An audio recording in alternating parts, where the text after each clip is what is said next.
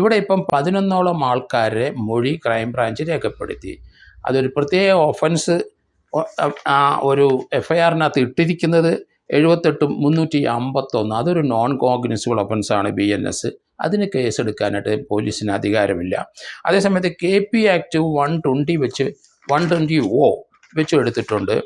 ആ KP ആക്ടിൻ്റെ പരിധിയിൽ വരുന്ന കാര്യങ്ങൾ ന്യൂയിസൻസ് ആയിരിക്കണം.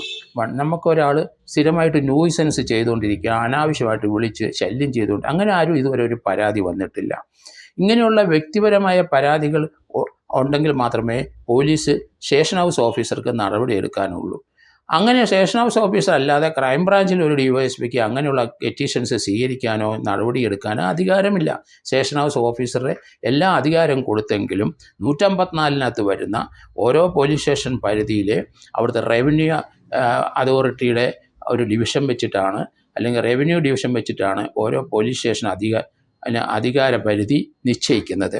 അവിടെ റിപ്പോർട്ട് ചെയ്യേണ്ട കാര്യങ്ങൾ ക്രൈംബ്രാഞ്ചിൽ പോയി റിപ്പോർട്ട് ചെയ്യാൻ കഴിയില്ല. അങ്ങനെയാണെങ്കിൽ പലർക്കും പോലീസ് സ്റ്റേഷനിൽ മർഡർ കേസ് രജിസ്റ്റർ ചെയ്യുക, അതിന് ബദലായിട്ട് ക്രൈംബ്രാഞ്ചിൽ മർഡർ കേസ് രജിസ്റ്റർ ചെയ്യാമല്ലോ.